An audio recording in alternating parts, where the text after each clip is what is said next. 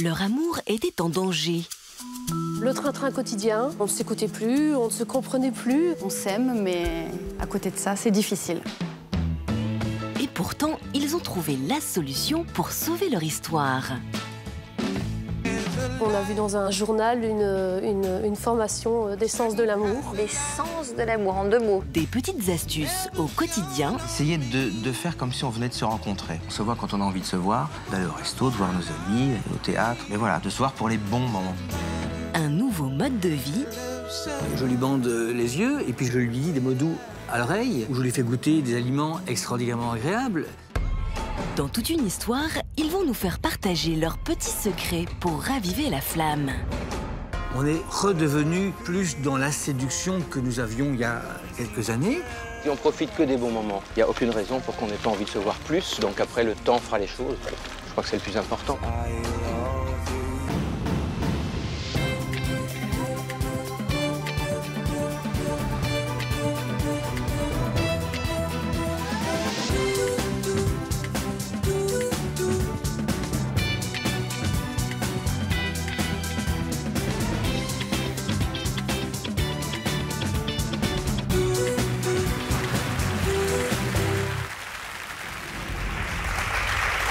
Bonjour à tous, merci de nous accueillir et merci à nos invités d'être présents sur ce plateau. Nelly est avec nous cet après-midi. Son couple traverse actuellement une zone de turbulence et elle ne parvient pas à trouver des recettes pour le sauver. Les hommes et les femmes que je reçois aujourd'hui vivaient eux aussi une très belle histoire d'amour jusqu'à ce que le quotidien vienne à bout de leur passion. Ils ont alors décidé de se battre pour donner une nouvelle chance à leur amour. Ils nous raconteront ce petit secret qui leur a permis de surmonter tous les aléas de la vie à deux. Et puis, ils donneront peut-être ainsi des clés à Nelly. Et puis, juste après, nous retrouvons Chantal ainsi que Delphine qui nous donneront de leurs nouvelles dans l'histoire continue. Mais ouvrons d'abord ce nouveau numéro de Toute une histoire avec Nelly qui se demande donc ce qui pourrait bien sauver son couple. Bonjour Nelly. Bonjour. Alors, vous êtes donc aujourd'hui notre invitée à la croisée des chemins. Pour quelles raisons avez-vous décidé de témoigner ? Eh bien, pour essayer de trouver une solution pour sauver mon couple. Alors, pourquoi êtes-vous perdue aujourd'hui? Quel est le problème? Actuellement, il y a beaucoup de disputes dans mon couple. On a testé plusieurs choses, mais on n'arrive pas à trouver la solution pour rester ensemble. On s'aime, mais à côté de ça, c'est difficile. Alors, ça fait combien de temps que vous êtes ensemble? Ça fait 4 ans, un peu plus de 4 ans. 4 ans. Vous l'avez rencontré à quel moment de votre vie, vous? Je l'ai rencontré, ma fille avait 6 mois. J'ai une petite fille d'une précédente union. Une petite fille, d'accord. Voilà. Lui aussi avait des enfants? Lui a des enfants aussi. Il a 2 enfants de son côté, qui étaient un peu plus grands que ma fille. Donc on a commencé à construire chacun avec nos enfants respectifs. On a commencé à... Donc la première année, ça s'est plutôt bien passé? Ça s'est bien passé. Donc au bout de cette année, on a décidé du coup d'aménager ensemble en fait. Bon, et c'est là que les problèmes ont commencé? Pas tout de suite. Au début ça allait et puis au bout de presque 1 an, ça allait plus. On avait du mal à communiquer, on avait beaucoup de problèmes tous les deux dans la communication. Mais avec alors les enfants. Au début, c'était pas comme ça? Au début, ça allait. Alors, qu'est-ce qui a rendu ce problème de dialogue difficile? Moi, déjà, je suis quelqu'un de très indépendant. Donc, du coup, ma liberté, elle était un peu... entravée. Voilà, c'est ça. Parce qu'il y avait trop d'enfants autour de vous. Parce que vous êtes retrouvée avec combien d'enfants, en fait? Je me suis retrouvée avec donc, un compagnon et 3 enfants, alors que jusqu'à... En comptant la vôtre? En comptant la mienne, oui. D'accord. Donc, alors que j'étais toute seule avec ma fille avant. Beaucoup de choses à gérer. Oui, beaucoup de choses à gérer, oui. Et vous diriez quoi? Que les difficultés du quotidien ont pris le pas sur tout le reste, sur votre histoire? Oui, tout à fait, oui. Les difficultés, surtout pour gérer les enfants. Et puis le planning de tout le monde, hein, parce que bon, il y avait beaucoup de choses à faire. Ça veut dire quoi? Ça donnait lieu à des disputes? Vous n'étiez pas d'accord sur la manière d'éduquer les enfants? Non, on n'est pas d'accord sur la manière d'éduquer les enfants. Mais vous ne saviez pas avant ça? Vous en aviez parlé avant ou pas? Non, je pense qu'on avait un peu zappé. Après, on se doute bien sûr que qu'il va falloir faire attention, mais je ne pensais pas que ça allait être aussi compliqué. Moi, ça ne me gêne pas qu'il s'occupe de ma fille, qu'il pose les limites quand il faut poser les limites. Lui avait plus de mal à cette époque-là. Est-ce que vous le fassiez avec ses enfants? Est-ce que je le fasse avec ses enfants, oui. Ouais. Est-ce que tous les deux, vous arrivez à vous retrouver? Vous avez une vie intime? Vous avez une vie de couple? Tout était, à ce moment-là, dans la relation, il n'y avait plus rien qui allait. Moi, je suis très rancunière en plus, donc quand ça ne va pas, ça va durer un moment. Donc les relations intimes... Bon, ça fait quand même beaucoup, hein, un gros dossier quand même. Rancunière, pas de dialogue, plus de vie intime. Bon, donc vous avez quand même décidé au bout d'un an de reprendre votre liberté, voilà, chacun son appartement, et puis on continue à se voir, et puis on verra, on s'était dit à ce moment-là, on verra comment ça va fonctionner. Et là, c'était plutôt bien. C'était top. C'était parfait. C'était très bien, oui. Donc ça veut dire que vous arriviez à vous retrouver? Eh bien, on arrivait à se retrouver, on se voyait quand on avait envie de se voir. Si on n'était pas libre, eh ben, on n'était pas libre. On arrivait à faire des sorties avec les enfants. Non, c'était vraiment beaucoup moins compliqué. Bon, donc vous vous êtes dit, on va réessayer. Du coup, voilà, vu que ça allait mieux, on s'est dit, ben, ça y est, on est plus mature, on a réussi à passer ça, donc ben, on va réessayer d'aménager ensemble. Donc on a aménagé, il est venu chez moi, donc j'ai un petit appartement. Hein. Mais il est venu, et puis avec ses enfants, donc il venait régulièrement à la maison, donc dans un appartement, un 3 pièces. Vous n'avez que de bonnes idées, vous, tous les deux. Depuis le début. Mais ça ne me paraissait pas... Bon. Est-ce que cette deuxième tentative a été couronnée d'un succès? Non, pas du tout. Ça a été même pire. Voilà. Qu'est-ce qui s'est passé? Ben, rebelote, hein, les disputes. Et du coup, ben, au mois d'août, j'ai fait une grosse dépression. Alors qu'il était toujours là? Alors qu'il était toujours là, oui. On avait passé les vacances au mois de juillet. Ça avait été infernal avec les enfants qui se disputaient toute la journée. Enfin, voilà, ça plus nos disputes à nous. Du coup, j'ai demandé à être hospitalisée pendant 2 semaines dans une maison de repos. Parce que j'arrivais plus rien à gérer. Donc voilà, puis sortie de ça, et ben, au mois d'octobre, finalement, ben, on s'est séparés. De nouveau, chacun son appartement. Qui a pris la décision? C'est moi. Parce que je voyais que je dérivais, quoi, que mon moral n'allait pas, donc il fallait que je me reprenne moi avant de... Et là, vous en êtes où aujourd'hui? Et ben aujourd'hui, ça fait environ 1 mois qu'on s'est remis ensemble. Ah, vous vous êtes remis ensemble? C'est-à-dire que qu'est-ce qui s'est passé quand vous vous êtes séparés? Eh bien, on s'est séparés, mais on a toujours gardé le lien, en fait, parce que lui est très proche de ma fille, et puis moi, nous, on a une grande complicité tous les deux aussi. C'est-à-dire quoi? Vous avez à nouveau repris votre indépendance ou vous étiez vraiment séparés? Non, on était séparés à ce moment-là. En gardant un lien? En gardant un lien, voilà. Un lien amical, entre guillemets. Et donc là, ça fait 1 mois qu'on est de nouveau ensemble. Mais de nouveau ensemble, votre où relation a repris. Voilà, où on a décidé de reprendre une relation amoureuse, mais sans en parler à nos enfants. Pour pas de nouveau mêler les enfants, en fait, à nos histoires un peu compliquées. Et alors, vous habitez où? Ben, moi chez moi, lui chez lui.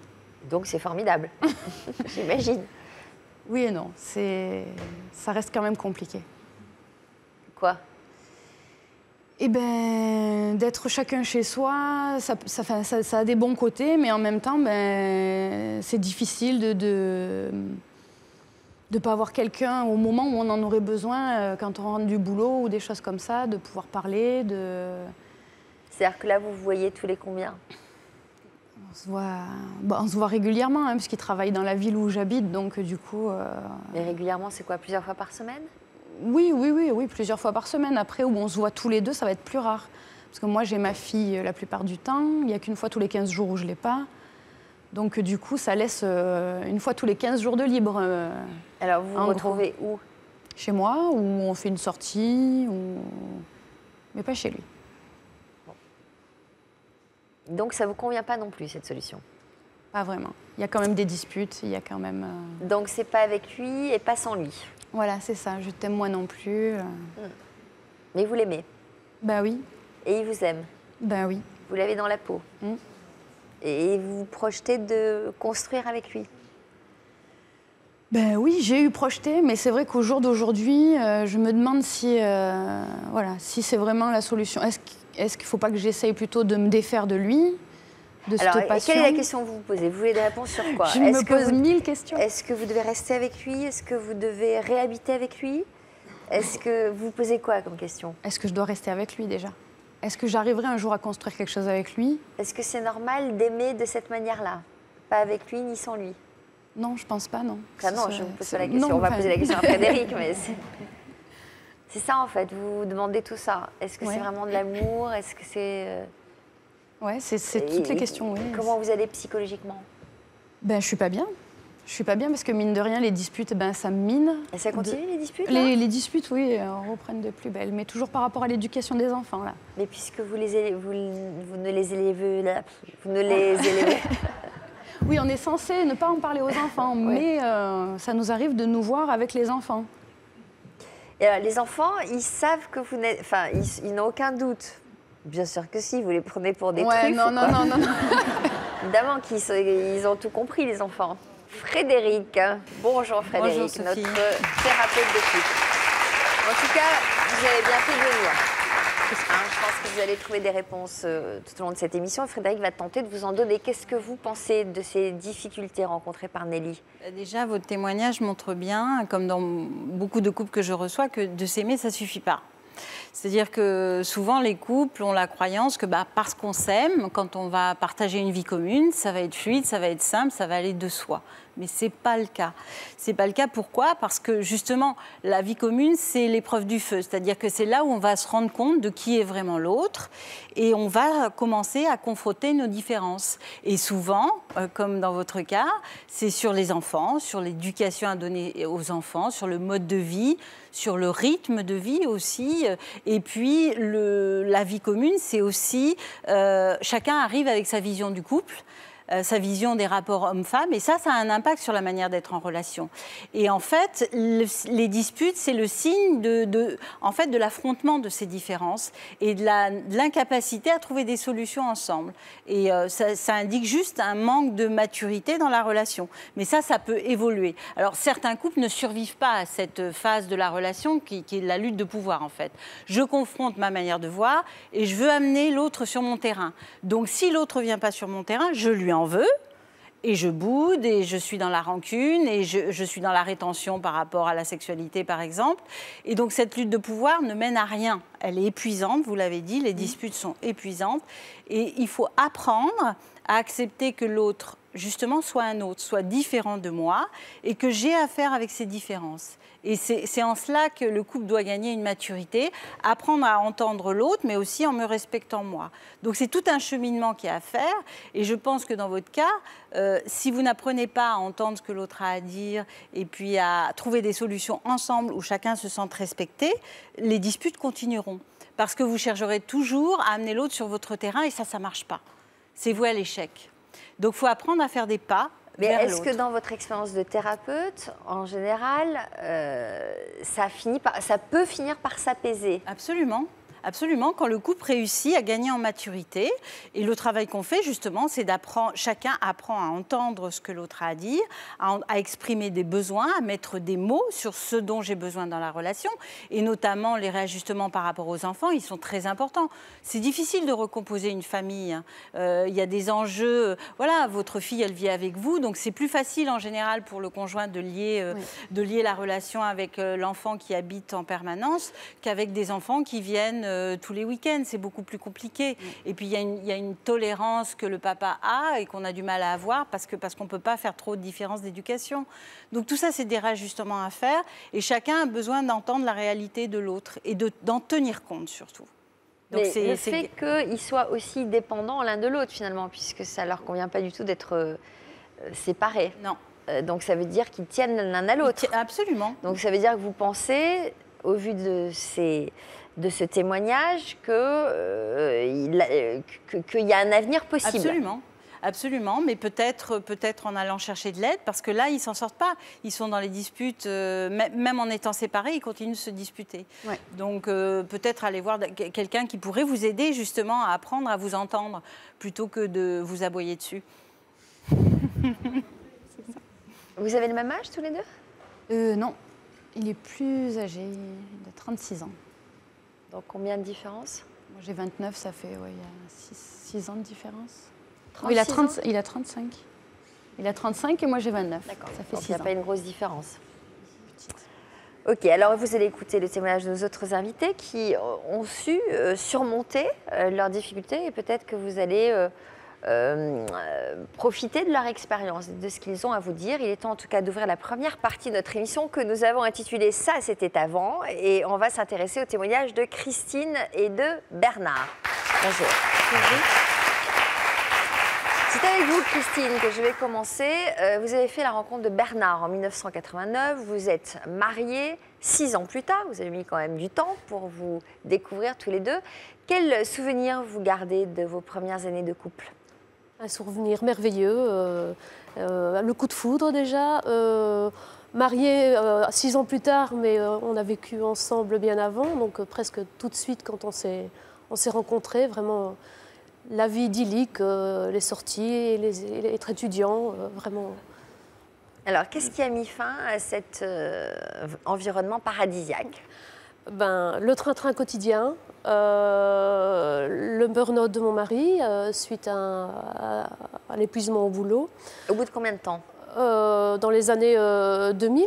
D'accord, mais combien de temps après le début de votre couple? 11 ans. 11 ans, oui, voilà.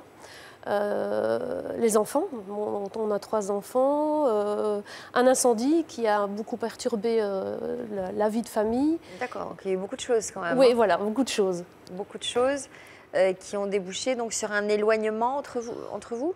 Oui, vraiment un éloignement, on ne s'écoutait plus, on ne se comprenait plus, on s'aboyait dessus vraiment, on était... c'était souvent très conflictuel, notamment sur l'éducation des enfants. C'était vraiment, conflictuel, des disputes, plus de compréhension entre nous. Ça a duré longtemps, cette période de conflit? Jusqu'il y a plus ou moins 1 an, donc oui, ça a duré longtemps. Donc j'imagine que vous avez pensé à vous séparer, Oui, à tout quitter, oui, tout à fait, oui. Comment vous avez vécu, Bernard, cette période que vient d'évoquer Christine? Mais, effectivement, j'ai eu un gros souci psychologique, une grosse dépression. Très vite après ça, j'ai lancé ma propre entreprise et j'étais débordé, surchargé par la vie d'un petit chef d'entreprise, dans un secteur en difficulté. Donc, je bossais énormément. Je me levais à 4 h du matin, je bossais sur 20 h au soir, samedi, dimanche compris. Donc, j'étais surchargé. Je prenais pas vraiment pas beaucoup soin de mon couple, pas beaucoup soin de notre famille. J'étais vraiment complètement dans le trip de réussir mon entreprise dans un secteur un petit peu en difficulté, où je devais vraiment beaucoup me battre pour mon entreprise, et j'ai un petit peu délaissé ma famille et mon couple surtout. Et voilà, Et vous en aviez conscience à l'époque? Pas tout de suite. Et puis, effectivement, Christine m'en a parlé, on a discuté. Effectivement, je sentais bien qu'on s'éloignait. Je sentais bien qu'on s'éloignait. On était un couple qui marchait bien au niveau logistique. On était une bonne équipe logistique, mais on n'était plus vraiment un couple amoureux comme au premier temps. Donc voilà, donc c'était effectivement, oui. Bon, apparemment, il y avait du dialogue quand même entre vous. Conflictuel, le dialogue. Au niveau de l'intimité? Je ne mettais plus vraiment les gants, je ne prenais plus les précautions qu'il fallait. J'étais toujours en demande, évidemment, mais j'étais pas assez à l'écoute, pas assez à l'écoute de ma femme. Voilà. Et donc, j'étais un petit peu trop en demande et pas assez dans le respect et dans l'amour, voilà, tout simplement. Oui. Pas assez à l'écoute de la sensualité ou de l'ambiance ou ce genre de choses. Donc, vous le viviez comment, vous? Difficilement, on se sent délaissé, on se sent pas bien, on comprend pas trop, on se dit que tout est de sa faute, on se remet en question, vous voulez dire? Ah oui, on se remet vraiment en question. On se culpabilise. Ah oui, on se culpabilise. On croit qu'on n'est pas à la hauteur, qu'on n'est pas la personne qu'il lui faut. Donc comment vous êtes parvenu, puisqu'apparemment il y avait un problème de dialogue entre vous, en dehors des disputes, comment vous êtes parvenu à attirer son attention sur le fait que vous viviez ça très mal? C'est surtout les enfants qui ont attiré notre attention sur notre vécu, parce que quand ils ont tiré la sonnette d'alarme en disant qu'on se disputait tout le temps, qu'il n'y avait plus de sérénité à la maison, que ça devenait vraiment compliqué, qu'ils voyaient bien que ça n'allait plus entre nous. Là, vraiment, on a tiré la sonnette d'alarme. Qui l'a tiré? Je crois les deux. Oui. Comment vous avez fait? Christine m'a dit qu'il faudrait que tu ailles voir un psy, que tu consultes. Hein, oui, et on est allé. Oui, vraiment, on ne se sentait pas bien tous les deux et je lui ai demandé d'aller voir un psychologue. Et ensuite, on est allé voir un thérapeute de couple. Et puis, une autre solution, c'est qu'on a vu dans un journal une formation d'essence de l'amour qui a vraiment rebooster notre relation. Donc effectivement, moi je suivis en même temps... Alors avant d'en arriver à trouver une solution ensemble, est-ce que donc, vous avez envisagé sérieusement de vous séparer? Est-ce que vous avez peut-être envisagé d'aller voir ailleurs? De se séparer, oui. Enfin, de se séparer pas vraiment, mais de vraiment se poser beaucoup de questions. De se demander... Et vous? On se posait beaucoup de questions. Effectivement. Chacun de votre côté? Oui. Oui. On voyait bien que ça ne marchait pas sur des roulettes, et donc il fallait que ça marche mieux. Et donc on n'a pas trouvé la bonne solution tout de suite. Donc, Très bien, mais on est très impatient de découvrir comment ce séminaire de découverte des sens a donné un second souffle à votre couple. Mais avant, nous allons faire la connaissance de Jean-Marc et de Benoît. Bonjour à tous les deux. Votre histoire est différente de celle de nos invités car dans votre cas, c'est une trop grande dépendance affective à Benoît, donc, qui a failli avoir raison de votre couple. Qu'est-ce qui était particulièrement difficile à surmonter, même après 6 années de vie de couple? Je crois tout d'abord que ce qui me rassure en tout cas, c'est qu'on a à peu près tous les mêmes histoires. Et ça me conforte dans l'idée qu'on cherche tous des solutions pour se reconstruire, dont on parlera tout à l'heure. Moi, ce qui l'a tué vraiment, puisqu'on a fini par s'en séparer, c'est ma jalousie excessive, une jalousie maladive même. Je me suis soigné, parce que j'ai voulu prendre les devants, mais malgré tout, on a quand même décidé de se séparer, de faire un break, comme on dit. Et puis tous ces petits détails du quotidien, la vie commune finalement, qui réussit, je crois, à avoir raison. Comme disait Frédéric tout à l'heure, qui réussit à avoir raison de l'amour. Alors soit l'amour n'est pas complet et pas total, où il y a quelque chose qui ne va pas quelque part, mais je crois que tous ces petits détails mis bout à bout, alors soit on n'a pas vécu suffisamment de temps ensemble avant de s'installer justement ensemble, mais tous ces petits détails, plus moi, ma jalousie excessive, a vraiment eu raison de notre histoire. Alors, ça se passait comment au quotidien? Où se situaient les problèmes, par exemple? Alors, en plus, on a l'atypicité d'être un couple de garçons. Donc, je ne vais pas dire qu'un couple hétérosexuel ou homosexuel soit différent. Quand il y a de l'amour, il y a de l'amour, que ce soit entre un homme, une femme, 2 hommes, 2 femmes, c'est pas le problème. Ce qui marquait des choses, c'est vraiment le fait que, surtout pour quelqu'un de jaloux, on parlera peut-être de la jalousie après, mais... Vous avez toujours été jaloux ou ça s'est surtout manifesté dans cette relation? J'ai toujours été. Donc vous manquez de confiance en vous? Voilà. Quelque part, voilà, c'est la réponse. Et donc comment ça se manifestait au quotidien, vous demandiez? Tous ces petits détails qui font qu'on est suspicieux sur ce que fait l'autre. Où est-il? Que fait-il? Avec qui est-il? Pourquoi n'est-il pas encore là? Voilà, toutes ces petites choses qui vous disent, bon, bah voilà, forcément, s'il n'est pas là à telle heure... Donc c'était permanent, cette jalousie? Permanent. Bon, insupportable. Insupportable. Ouais. Invivable. Dès le début? Non, pas dès le début. Il a fallu vraiment emménager ensemble. Dès qu'il est venu à la maison, là, ça a été... Il s'est imposé, en fait. Il s'est imposé, c'est-à-dire? Dans sa maniaquerie, dans sa jalousie, et en fait, j'étais étouffée. D'accord. Je ne pouvais pas vivre. D'accord.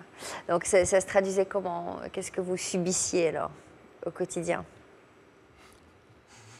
Je fais exprès d'utiliser ce mot-là. Oui, bien compris.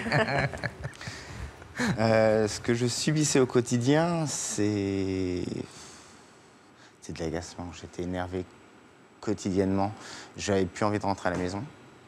Parce que, un exemple tout bête, mais je laissais une enveloppe ou un papier non rangé, j'en prenais plein. Il fallait que je dise à chaque fois, je fais ça, j'arrive, pas de soucis. C'était invivable. Je ne pouvais plus. En dehors de la jalousie, il y avait des problèmes de maniaquerie. Oui. Il fallait tout ranger. C'est important l'ordre, non? Bah, écoutez, je vous souhaite de ne jamais partager mon quotidien. Un papier qui traîne n'a jamais tué quelqu'un. Comment? Un papier qui traîne n'a jamais tué quelqu'un. Non, ça Ça c'est dépend. clair. Qu'est-ce qui était le plus dur à vivre? La jalousie ou la maniaquerie? Les deux. Les deux combinés, c'est pas facile. Non. Je crois que les 2 semaines, comme on disait, c'est tout. On en revient toujours au même. Tout s'accumule finalement. La jalousie, la maniaquerie. C'est vrai que ça finit par être oppressant. Enfin, effectivement, comme dit Benoît, on n'a plus envie de rentrer à la maison. Vous en aviez conscience? Oui. Sinon, je pense que je ne me serais pas soigné. Alors, une crise de jalousie, par exemple, ça se traduisait comment? Vas-y. Qui doit répondre à cette question? Vas-y. Exemple précis. Moi, je sais ce que c'est. Vous C'est toi qui dois donner justement explique ce que comment. tu ressentais. Est-ce que vous aviez des raisons de devenir jaloux à partir du moment où vous avez habité ensemble? Ça veut dire quoi? Il a eu un comportement différent? Il rentrait plus tard? Il était moins attentif à vous? Il y a aussi le fait que peut-être on rencontre parfois les mauvaises personnes dans ses amis et dans son entourage. Et vous avez des amis, des soi-disant amis, des relations en tout cas, qui ne sont pas forcément d'accord sur votre façon de vivre, sur la façon dont vous partagez les choses. Et vous avez toujours une bonne âme qui va essayer d'aller détruire ce petit truc où tout pourrait fonctionner, mais quelqu'un vient insidieusement dire « T'as pas de doute, toi ?» Enfin, même vis-à-vis de tes amis, je pense que certains ont dû semer le doute. Absolument. Et voilà, à un moment donné, ça Surtout quand clash. Bon, alors ça a été Mais je ne suis très pas un loin, tyran, hein, malgré tout. Comment? Je ne suis pas un tyran, malgré tout. Bah, il a l'air de dire que si. Hein. D'accord. Bon. Si vous avez une petite place pour moi, je vais bien partager votre quotidien Oh là avec là, la je vous souhaite maniaquerie. pas. Alors là, On va remettre un coup de dent alors chez là, vous. chez moi, c'est une catastrophe. Donc, je ne vous le souhaite pas. Ça allait loin quand même. C'est-à-dire vous êtes vraiment rendu malade au point quand même de... Oui, quand je vous dis que c'est une maladie, c'est une maladie. Mais et ça vous se êtes- soigne avec un jusqu'où vrai ça vous a médecin. mené, vous, personnellement? J'ai fait une tentative de suicide. Ouais. J'ai appelé au secours. Ouais. Je sais... Enfin, il y a cette petite jalousie qui peut être mignonne au quotidien, mais j'insiste vraiment sur la maladie, sur Ouais, la jalousie sur la douleur maladive, que ça la représente, douleur que ça représente. Je crois que quelqu'un de jaloux souffre, mais Ouais. c'est inimaginable la souffrance que ça représente. Et oui, au bout d'un moment, vous appelez au secours, parce que c'est pareil, intérieurement, vous étouffez et ça explose. Mais il y a d'autres façons d'appeler au secours. Certainement. Je souhaite mais- à personne de vivre ce que j'ai vécu. C'est-à-dire? C'est-à-dire que l'appartement est au 4e étage et il a voulu passer par le balcon, des fenestrations, et je l'ai retenu. Et je souhaite à personne. C'est des images que j'ai constamment en moi. Je vis encore dans cet appartement. J'espère pour plus longtemps parce que tous les jours, j'ai ces images-là. En fait, il y avait tout le corps qui était à l'extérieur, sauf une jambe à l'intérieur. Et je l'ai retenu par la ceinture du jean. Et je voyais le vide. Vous avez eu peur? Oui. Très peur. Très peur. Donc là, à ce moment-là, vous avez décidé de consulter, d'aller voir un psychiatre, d'abord pour vous soigner de votre jalousie, et puis vous avez consulté quoi, un thérapeute de couple? Non, j'ai voulu qu'on tente cette solution. Benoît s'y est opposé. Non, je n'étais pas prêt à cette Il n'était époque. pas prêt. Vous n'étiez pas prêt? Mm. Pourquoi? Parce que j'avais besoin d'air et de penser à autre chose et de m'aider moi personnellement. Donc, vous vous êtes fait traiter. Comment on soigne une jalousie excessive comme ça? Tout est dans l'enfance. Je me souviens de la question de mon psychiatre à l'époque, m'a dit à quand remonte votre sentiment d'abandon? Et là, tout se déclenche après. Tout remonte et vous arrivez à reconstruire le chemin et le fil. Effectivement, le peu de questions qu'il me posait m'amenait au fur et à mesure à me rendre compte des choses, à en prendre conscience. Je dis voilà pourquoi. Et alors, une fois qu'on a pris conscience, on en guérit? Je ne suis plus jaloux du tout. J'ai juste cette petite jalousie mignonne qui permet de juste signifier qu'on existe. Mais non, la jalousie maladive, je ne l'ai plus, ça c'est certain. Et je ne veux plus le vivre. Je me suis ôté une souffrance et pas pour repartir dedans. Ça, c'est hors de question. Parce que je crois que égoïstement, j'ai besoin de me sentir bien si je veux me sentir bien avec quelqu'un. Bah, ça commence par là en général. D'accord. Hein. Alors, à quel moment vous avez décidé de repartir, de redonner une deuxième chance à votre couple? Donc on a fait ce break qui a duré 2 mois. Ça a été dur le break? Dur. Est-ce qu'il y a plus fort comme mot? Comment? Est-ce qu'il y a plus fort comme mot? Oui. Oui, ça a été extrêmement difficile. Vous a manqué. Surtout que ça n'était pas ma décision. Ouais. Benoît m'a demandé de partir. Ouais. Donc quand vous ne prenez pas la décision de faire quelque chose que vous n'avez pas envie de faire, forcément ça blesse. Ouais. Et puis moi j'ai voulu mettre un timing dans ce break. C'est-à-dire vous avez voulu faire un CDD de break? Voilà. Et je dis bon ok, mon anniversaire est dans telle période. Ça serait peut-être bien qu'on envisage de se remettre ensemble pour mon anniversaire. Je voudrais passer mon anniversaire avec toi.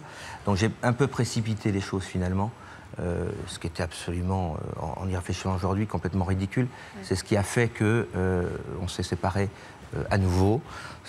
Pas vous. Parce que quand vous vous êtes retrouvés, vous n'étiez pas prêt à vous retrouver. Et puis c'était plus pareil. Il y a quelque chose qui s'était cassé malgré tout. Vous aviez et c'était eu pas quelqu'un reconstruit. entre-temps? Non, j'ai eu personne. D'accord. Personne. Donc vous vous êtes retrouvés, ça s'est pas bien passé. Vous avez tenu combien de temps ensemble? Non, ça s'est bien passé au début, mais c'est vrai qu'il y avait toujours le délai qui a été trop court. On est resté 2 ans. 2 ans, oui, on a retenu 2 ans quand même. Mais là, vous n'étiez plus jaloux du tout ou vous étiez déjà guéri? Si, c'est revenu. C'est revenu. C'est quand même aujourd'hui, court. ça va encore beaucoup mieux parce que j'ai reconsulté. On va aller au fil de l'histoire, hein, je pense, durant l'émission. Mais voilà, cette première période, je me suis soigné. J'ai quand même beaucoup avancé. J'ai bien évolué. Je me sentais beaucoup mieux. Et puis, toujours ces fameuses petites personnes que vous n'avez vraiment pas envie d'avoir dans votre vie qui viennent semer le trouble tout le temps. Vous les avez éliminés depuis, oui, quand même. Je les ai éliminés. Voilà, il les a éliminés. C'est important, ça, ça c'est peut-être un des conseils à donner, c'est s'entourer des bonnes personnes aussi. Ouais. Mais parfois, c'est compliqué de bien les choisir. C'est peut-être un 6e sens, mais ça détruit beaucoup. Ouais. Et donc, oui, pardon, excusez-moi. Non, mais vous aviez senti, vous soupçonniez déjà ces personnes de ne pas être de bons conseils. J'ai pas la prétention de dire que j'ai un 6e sens, mais je vois quelqu'un, je sais. Donc, quand vous savez que vous essayez d'expliquer, de dire, de mettre en garde, et que rien n'y fait, et au contraire, on y va tout de go, là, vous vous dites, OK, bon, bah, je ne dis rien, puis on verra bien. Mais... Et vous mettiez ça sur le compte de la jalousie? Oui. En vous disant... Je ne me rendais pas compte. Voilà. En fait, je l'entendais et je ne voulais pas l'accepter. Sauf qu'après notre seconde rupture... Donc, au bout de 2 ans, vous êtes à nouveau séparés. Oui. Donc, vous étiez revenu chez lui. Donc là, vous êtes à nouveau reparti. Mais qui l'a décidé, cette seconde rupture? Je l'ai incité à prendre la décision plus rapidement qu'il ne l'aurait prise. D'accord. Peut-être qu'égoïstement, je ne voulais pas que ça vienne de moi. Moi, je savais qu'il fallait que ça s'arrête. Vous l'avez aussi mal vécu, la deuxième fois? Difficilement, oui. Et vous, Benoît? Pas tout à fait au début, mais très difficilement après. Dans la suite, ça a été terrible. En fait, on vit notre rupture à l'envers. Moi, j'ai fait ma dépression au début, 2 mois et demi, 3 mois, parce qu'on sait qu'on guérit d'une rupture.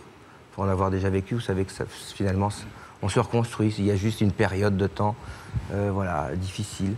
Et lui, Benoît, allait très bien. Et maintenant, c'est l'inverse. Moi, je vais très bien. J'ai reconsulté un psychiatre. Je travaille beaucoup avec lui. Et très bien. Je vais très, très bien aujourd'hui. Et Benoît va pas bien. Mais voilà, après, on essaye de trouver les solutions qui vont faire que. Alors, malgré cette nouvelle séparation, vous êtes restés séparés combien de temps? Là, ça fait depuis fin octobre maintenant. D'accord, donc là, vous êtes séparés. Ouais. Hein? Non, on se retrouve. Vous êtes séparés ou vous n'êtes pas séparés? Vous n'avez pas l'air d'en être sûr. Bon, écoutez, Alors, on on va verra. prendre les devants à ce moment-là, mais... On verra tout à l'heure où vous en êtes, puisque manifestement, quand même, vous avez du mal à vous résoudre de vivre l'un sans l'autre. Vous avez adopté un mode de vie original, mais vous nous le raconterez tout à l'heure. Dans quelques instants, Michel et Christelle, qui nous écoutent depuis une loge du studio, nous raconteront par quels moyens ils ont réussi à sauver leur voyage. Voyage d'amour. Leur mariage, ben, c'est une sorte de voyage, exactement. Mais d'abord, voici quelques messages de la rédaction. Si vous voulez réagir en direct au témoignage de nos invités, n'hésitez pas à utiliser le hashtag toute une histoire. À tout de suite. Vous aussi, venez nous faire partager votre histoire. Votre ado est actuellement en fugue et vous êtes certaine qu'elle est avec son petit ami. Vous voudriez lui adresser un message grâce à l'émission. Alors que vous étiez adolescente, vous avez fugué pour rejoindre votre petit ami. Votre famille n'acceptait pas l'homme que vous aimiez, vous avez dû fuir pour pouvoir vivre votre histoire d'amour. Adolescente, vous êtes tombée amoureuse d'un homme beaucoup plus âgé et pour pouvoir vivre cette histoire controversée, vous avez fui avec lui. Votre petit ami était recherché par la police. Par amour, vous êtes partis en cavale tous les deux. Pour venir témoigner sur notre plateau, contactez notre équipe au 0820 16 30 15 ou connectez-vous sur Internet. Dans toute une histoire, nos invités viennent chercher des conseils pour réussir à prendre un nouveau départ. Et dans l'histoire continue, ils reviennent pour nous expliquer comment ils ont repris leur vie en main. Aujourd'hui, Delphine nous parlera de sa reconstruction après des années de violence conjugale. J'ai essayé d'ouvrir mon cœur, mais aujourd'hui, c'est sûr que oui, j'ai avancé. Quant à Chantal, après des années de mal-être, elle parvient enfin à profiter de sa retraite. C'est bien la retraite, hein? Oui. Ça du bon. C'est la suite de notre émission. Amour et quotidien ne font pas toujours bon ménage et nos invités en ont fait la triste expérience. Quel est ce petit secret qui leur a permis d'ouvrir ensemble un nouveau chapitre de leur vie? Eh bien, c'est ce qu'ils vont nous expliquer dans la seconde partie de notre émission. Prêt à tout par amour. Et nous allons découvrir l'histoire de Christelle et de Michel. Bonjour à vous deux. Bonjour. Sophie. Vous avez choisi de témoigner anonymement pour des raisons professionnelles et familiales. Michel, vous aussi, comme Bernard, vous vous êtes retrouvé prisonnier de la routine et d'une situation professionnelle très prenante. Comment pourriez-vous décrire votre vie de couple après 18 ans d'union? Comme disait Bernard, en fait, la routine s'est vite installée et puis... Surtout, la vie professionnelle fait qu'on était plutôt sur des chemins parallèles plutôt que convergents. Et puis, Christelle était plutôt devenue mère et moins femme et moins maîtresse. C'était en fait le manque de libido, aussi bien de sa part que de la mienne. On ne se voyait plus du tout avec les mêmes yeux, de la passion, etc. Et donc, on a parlé beaucoup, et on en est arrivé à imaginer s'engager dans une voie de libertinage. Alors, avant la voie du libertinage, vous n'avez pas tenté le séminaire d'essence, comme nos invités à gauche? Non, c'était pas dans mon voyage, comme vous disiez tout à l'heure. Et non, on n'en avait pas connaissance, c'est vrai, mais je ne sais pas encore de quoi ça s'est fait, ce séminaire. Mais nous, le libertinage a été la voie qui nous... Voilà. Qui a pensé au départ? C'est vous ou elle? Je ne sais pas trop. Peut-être moi, parce que je suis un peu plus communicant, je dirais. Donc, peut-être moi. Mais c'était... Non, on en a beaucoup parlé très longtemps. Presque une année, d'ailleurs, avant d'envisager d'avoir cette expérience. Mais plus voir... plutôt que faire d'ailleurs. Hein. Et puis après, ça s'est fait avec quelques démarches. On a mis effectivement notre vie dans une démarche plus libertine. Christelle, vous pouvez répondre aussi. Hein, oui. Hein, vous avez hésité, vous avez... Oui, j'ai longuement hésité. Je n'étais pas tout à fait d'accord au début. Et puis par curiosité, J'étais dans la même démarche. Par curiosité ou pour faire plaisir à votre Par mari? curiosité, pour faire plaisir. De toute façon, il fallait sauver le couple. Oui, mais il y a d'autres moyens quand même, peut-être, que d'envisager le libertinage. Je ne sais pas une critique, hein, je ne suis pas en train de vous juger, hein, mais est-ce que vous avez pensé, par exemple, à les consulter ensemble? Non. Pourquoi? C'était pas dans notre démarche. On devait s'en sortir nous-mêmes. Bon. Quel souvenir avez-vous gardé de cette première expérience de libertinage? On a fait un réveillon de Nouvel An dans un club libertin. Donc on a dîné avec un couple qui venait d'un peu plus loin de notre ville. Que vous connaissiez? Non, pas du tout, non. Donc vous les avez fait connaissance? Voilà, on leur a dit tout de suite qu'on découvrait, qu'on avait très peur, etc. Donc ils nous ont expliqué un petit peu comment ça se passait, les choses, dédramatiser. Ils nous ont rassurés. Voilà. Oui. Et puis on a fait comme tous les réveillons, cotillon, danser, etc. Et puis après, ça a été un petit peu plus loin, mais pas très très loin. Mais un petit peu. Bon, alors là, ça s'est super bien passé. Là, je me dis, est-ce que je pose la question ou pas? Allez-y. Est-ce que je demande des précisions ou on s'arrête là? Le libertinage, c'est avant tout de la séduction. Il y a toute une partie avant. C'est pas du tout l'image sexe uniquement, pas du tout ça. Hein. Donc c'est la séduction, etc. Et puis effectivement, bon, on va un peu plus loin. Bon, il y a le baiser sur la bouche, il y a des caresses, etc. Voilà, c'est ça le plus loin. Mais ça va pas. Enfin, voilà, pas au-delà. Et en général, on croise les couples ou comment ça se passe? Quand on danse, voilà, on peut. Mais il y a des signaux, comme dans la vie, comme quand on rencontre quelqu'un dans la vie. Je veux dire. Et ouais, mais alors justement, vous ne le connaissiez pas, ce couple-là. Donc si ne vous avez pas. Oui, mais il y a des regards. Mais ils vous ont plu? Parce qu'il faut se plaire quand même. C'est la première condition sine qua non et indispensable. D'accord. Mais c'est difficile. Il faut que ce soit partagé par les deux. C'est ça qui est compliqué. Ouais. C'est-à-dire que les gens sont plus ouverts, plus avenants les uns envers les autres. Voilà. Donc, alors ça, c'était la première fois. Depuis, vous y allez régulièrement? Toujours dans le même club ou... Non, on est allé un peu moins régulièrement au départ. Et puis maintenant, oui, quand on est chez nous, on y va presque une fois par semaine parce qu'on s'est fait beaucoup d'amis dans ce milieu-là, des bons amis. D'accord, mais quand vous dites on s'est fait beaucoup d'amis, ça veut dire que vous connaissez tout le monde aujourd'hui? Non, pas du tout. D'accord. Non, 2 ou 3 couples d'amis, mais qu'on connaît depuis très longtemps et qui font qu'on passe une bonne soirée, mais avec toujours ce petit piquant qui fait qu'on peut aller plus loin ou pas. Rencontrer des bonnes personnes, passer des moments, sont toujours des très bons moments. Tout est basé sur la complicité, en fait. Voilà, sur la confiance. Justement, il ne peut pas y avoir de jalousie, puisqu'il n'y a pas de tromperie. Est-ce qu'il y a des habitudes Est-ce que vous ne prenez pas le risque de tomber amoureux? Non, c'est ce que tout le monde nous pose comme question. Pardon. Non, mais vous avez raison, c'est le risque. Ouais. Mais après, nous, on ne l'a pas fait comme ça. C'est-à-dire qu'on a défini des règles avant de démarrer qui empêchent ça. On ne peut pas. Alors, si par jamais, exemple, c'est quoi les règles précises? S'il y a le moins d'attachement, il faut arrêter tout de suite.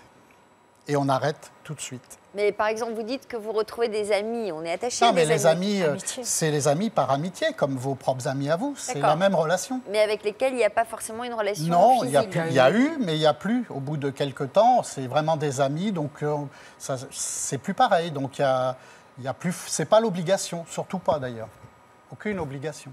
D'accord. Mais dans ces cas-là, si vous sentez un attachement, vous vous en parlez pour... Ah oui. On se dit tout. Ouais, c'est ça. Donc vous restez dans la complicité.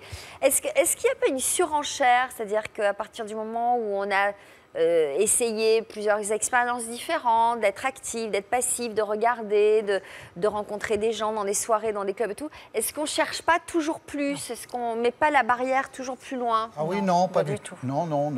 Pas du tout. Non, c'est satisfaisant parce que le plus grand plaisir que nous et ce qui a consolidé notre couple, c'est le après. C'est quand on se retrouve tous les deux. Ouais. Là, ça déquintuple, c'est fabuleux, quoi. On fait l'amour toute la nuit quand on se retrouve tous les deux. Alors attendez, déquintuple, ça fait beaucoup, tout d'un coup.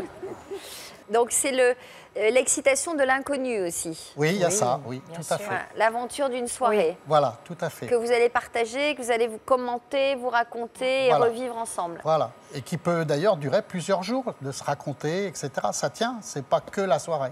Alors Frédéric, que vous inspire ce témoignage? On sent que c'est quand même un couple qui réfléchit, qui discute, qui parle. C'est pas toujours vécu comme ça, j'imagine. Du tout, du tout. Et là ça c'est fonctionne. presque un plaisir intellectuel. Oui, aussi, et ça fonctionne justement parce qu'il y a cette complicité et qu'il y a ce partage. Alors que parfois, c'est souvent d'ailleurs le conjoint qui est à l'initiative de cette demande, et souvent sa femme accepte parce qu'elle a peur de perdre son conjoint, et que du coup c'est une pratique qu'elle va plus subir que vraiment y prendre part. Donc ce libertinage-là, et que moi je vois en consultation, c'est vraiment un moyen de réaménager l'infidélité de manière déguisée, mais c'est ça la réalité. Or là, il y a eu beaucoup de dialogues avant d'en arriver à cette solution, qui est bien entendu pas une solution universelle. Il y a des couples qui ne pratiqueront jamais le libertinage et qui se retrouveront très bien sexuellement et ils trouveront d'autres moyens. Ça a été le moyen qu'ils ont choisi parce que sans doute, ils avaient besoin, pour retrouver du désir l'un par rapport à l'autre, d'un regard extérieur. On sent que c'est ça aussi qui a permis de retrouver du désir entre eux. Vous êtes d'accord c'est l'intervention d'un tiers. Oui, tout à fait, oui. Et ça, c'est vraiment ce qui a permis de stimuler à nouveau leur libido. Ils en avaient besoin l'un et l'autre. Mais encore une fois, ce n'est pas un passage obligé. On peut très bien se retrouver. Ça vous choque, vous, Frédéric? Ah, du tout. Ça ne me choque pas. Mais par contre, ce que je souhaite, c'est qu'on ne banalise pas une pratique qui reste quand même à la marge, qui n'est pas une pratique qui convient à tout le monde. Parce que, comme vous le disiez très justement, il y a deux dangers. À la fois le danger de l'escalade, c'est-à-dire avoir besoin de toujours plus pour être dans le désir. Et à un moment donné, on peut se brûler les ailes en étant dans des pratiques qui nous dépassent à un moment donné. Ça, c'est le premier danger. Et le deuxième danger, comme l'intervention d'un tiers dans la relation, ben c'est comme vous le disiez, c'est le risque de tomber amoureux, c'est le risque de mettre en danger le couple parce qu'on fait intervenir un tiers. Donc, c'est une pratique, voilà, il faut vraiment être en accord, il faut beaucoup de dialogue, ce qui est leur cas. Beaucoup se parler, il faut en profiter avant, pendant, après. Mais il faut vraiment que ce soit un partage, sinon c'est très dangereux. Jean-Marc, vous ne pouviez imaginer un avenir sans Benoît? Certainement, oui. Hein? Et réciproquement d'ailleurs, puisque vous nous disiez tout à l'heure, Benoît, qu'au début, c'est vous qui avez mal vécu votre séparation, mais finalement, aujourd'hui, vous allez très bien, puisque vous avez beaucoup travaillé sur vous-même. Et vous, c'est l'inverse. Aujourd'hui, c'est vous qui plongez. Alors, vous lui avez fait une proposition qui n'avait rien d'érotique, hein, pour le coup. Là. Non. Quelle était cette proposition? Ok, essayons de reconstruire, essayons de nous reconstruire, essayons de nous retrouver, mais chacun chez soi. Donc, ça veut dire que vous vous retrouvez tous les combien? On se retrouve, il n'y a pas de planning prédéfini, mais voilà, on a envie de se voir, on se voit. Le plaisir Benoît de travaille à retrouvailles. Neuilly, moi je travaille à Paris. Bon voilà, on se retrouve très facilement. On n'est pas loin l'un de l'autre au niveau travail. Voilà, le triangle est bien fait. On peut se retrouver chez moi, c'est facile. Donc voilà, on se voit quand on a envie de se voir, de se faire plaisir, d'aller au resto, de voir nos amis, au théâtre, au ciné, que sais-je. Mais voilà, de se voir pour les bons moments. Donc ça fait combien de temps que vous avez essayé ça? Tu es revenu des États-Unis en mi-janvier, depuis fin janvier. Ça se passe pas mal? Ça va, c'est pas toujours évident. Alors, votre couple est aujourd'hui en pleine reconstruction, animé par le désir de sauver votre amour. Vous avez décidé donc de vous soustraire à toutes les contingences quotidiennes en prenant chacun un appartement ensemble. Mais séparément, c'est le titre du sujet que nous vous avons consacré. 9h du matin dans les beaux quartiers parisiens. Benoît et Jean-Marc, ensemble depuis 8 ans, tentent désespérément de sauver leur couple. Aujourd'hui, ils ont rendez-vous avec un agent immobilier pour visiter un nouvel appartement pour Benoît. Bonjour, Gérard, enchanté. Bonjour. Le jeune homme a déjà visité plusieurs dizaines d'appartements, mais aucun n'a trouvé grâce à ses yeux. Wow. C'est juste un lit d'une personne. Ouais, je te rappelle que... Non, en fait, c'est un lit double. Il s'ouvre et vous pouvez avoir un grand lit. On peut vérifier? Ouais, allez-y, laissez 5 minutes. Je vous en prie. Ouais. Ok, ça craque. Jean-Marc, lui, a déjà trouvé son 2 pièces à Paris. Pour autant, il est attentif au choix du nouveau logement de Benoît. Et voilà, et le plus, c'est que c'est une 2 places. Hein. Ça, c'est pratique. Voilà. Même s'ils en rigolent, cette nouvelle situation est compliquée à gérer, surtout pour Benoît. Aujourd'hui, je suis obligé d'avoir un sac avec des affaires de rechange quand je dors chez Jean-Marc. C'est bien. Tu t'as l'impression d'être en voyage tout le temps comme ça. Non. Pardon. C'est une organisation qui n'est pas toujours facile à gérer. Du coup, chez moi, il a sa petite brosse à dents. Il a son petit espace, malgré tout, puisque je vais garder une brosse à dents. Et voilà. Mais c'est déjà une grande place, une brosse à dents. Ça prend beaucoup de place. Mais non, aujourd'hui, non. Enfin, voilà, c'est... le but n'est pas de reprendre ses marques chez l'un ou chez l'autre. C'est chacun chez soi. Je vous laisse partir. Ouais. Merci beaucoup. Bonne journée. Et à très bientôt. Pourtant, ce mode de vie semble avoir du bon. Désormais, il ne partage plus que les instants de plaisir. Aujourd'hui, balade en forêt, en amoureux. On en profite pour être au maximum ensemble, finalement, puisqu'on ne partage pas le même appartement. Au moins, les activités nous permettent d'être ensemble. On peut être 24 heures sur 24 ensemble, mais voilà, partager tous les bons moments ensemble. Pour profiter au mieux des moments passés ensemble, Jean-Marc et Benoît ont mis au point certaines règles très précises. C'est de se voir 1 fois à 2 fois par semaine. Et j'ai exigé à ce que l'on se voit le week-end, qu'on passe nos week-ends ensemble. J'aime beaucoup l'exigence de Benoît de se voir le week-end, mais bon, ça, après, chacun son truc. Mais moi, je n'exige pas de le voir tel jour. Voilà, on se voit quand on a envie de se voir. On s'appelle, on a fini notre journée, voilà, tu es dispo, tu fais quoi? Si on profite que des bons moments, il n'y a aucune raison pour qu'on n'ait pas envie de se voir plus, encore plus, et toujours plus. Donc après, le temps fera les choses. Je crois que c'est le plus important, le temps est notre meilleur allié. Ah, bah enfin! Et on fait ce qu'on peut, hein. Allez donc! Celles qui connaissent très bien Jean-Marc et Benoît, ce sont Véronique et Aurélie. Tu veux un verre? Tu veux des glaçons dedans? À la recherche d'appart. Une Aurélie qui semble sceptique quant au nouveau mode de vie choisi par ses amis. Ça me semble difficile de se dire on va commencer comme si on ne s'était pas connus. Forcément, il y a un passif, donc tu peux pas vivre comme ça. D'un autre côté, ça leur permet de se redécouvrir, tu vois. D'accord, ils ont tout passé ensemble, d'avoir vécu ensemble, et ils se connaissent parfaitement, évidemment. Mais ça permet de prendre un peu de recul, de peut-être mettre certaines choses à plat qui avaient besoin d'être mises à plat. J'imagine que effectivement, on passait pour des extraterrestres pour beaucoup de gens, mais non.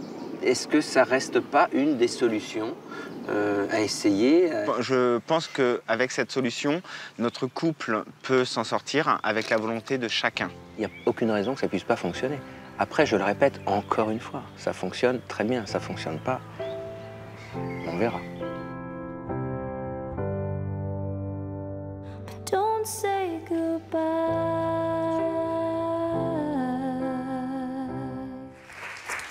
Bon, alors, on sent quand même beaucoup de théories dans tout ça.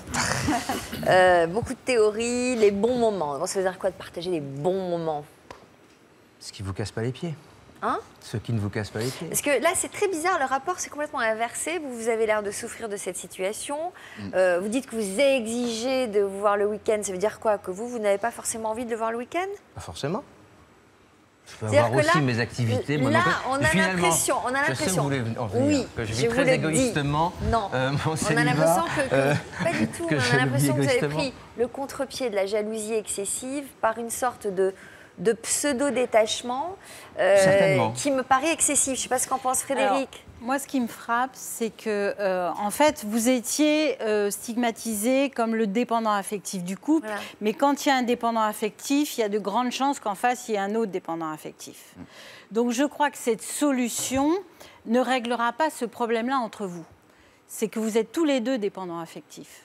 Et qu'aujourd'hui, pourquoi vous exigez ça, Benoît? Parce que cette situation vous insécurise. Et que cette solution-là, ce n'est pas du tout la panacée pour vous. Parce qu'il y a ce problème de dépendance affective entre vous. Et que du coup, là, c'est vous qui êtes plus activé dans votre insécurité. Avant, c'était vous, Jean-Marc. Aujourd'hui, c'est Benoît. Donc là, je crois que l'idée d'aller voir un thérapeute de couple, c'était une très bonne idée. L'idée de quoi? D'aller voir un thérapeute de couple, c'était une très bonne idée. Parce qu'effectivement, travailler sur votre jalousie, c'est bien, Mais est-ce qu'on le fera pas trop tard aussi? Maintenant que j'ai évolué différemment, qu'on a évolué différemment. Pas du tout. Ça dépend de votre volonté de construire quelque chose tous les deux. Vous avez envie, puisque vous essayez autre chose. Mais ça ne réglera pas ce problème-là. Cette solution de vivre séparément, ça ne la réglera pas. Et c'est pour ça que vous avez autant de mal à trouver un appartement. Parce qu'en fait, cette solution ne vous convient pas. Que vous avez inversé le pouvoir. Tout à fait. Que là, maintenant, vous vous complaisez dans un truc en disant, moi, je suis chez moi, j'ai mon appartement, c'est moi qui décide, on se voit quand on veut, etc. Mais c'est excessif dans l'autre sens. Oui, mais je comprends très bien. La sécurité a changé de bord. Et du coup, vous réglez rien. Mais du fait que lui ne va pas bien aujourd'hui, je pense qu'il doit aussi prendre conscience qu'il doit s'occuper de lui et de sa propre santé psychologique. Mais ça, c'est son problème, Jean-Marc. Oui, c'est à lui de s'occuper de ça. Ce que je veux dire par là, c'est que je ne suis pas son médicament. Non. Moi, ma séparation, je l'ai vécue tout seul.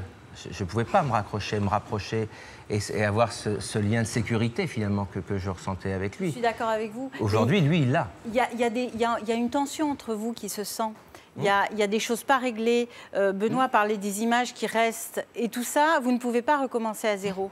Vous recommencez avec tout ça. Et je crois qu'il y a des souffrances qui ont besoin d'être entendues. Et c'est dans ce sens-là que je vous dis un thérapeute de couple. Il a effectivement à travailler lui-même sur le fait d'être indépendant, autonome, etc. Mais il y a des choses à guérir dans votre relation. Et là, on les sent. Et vous allez y arriver, hein?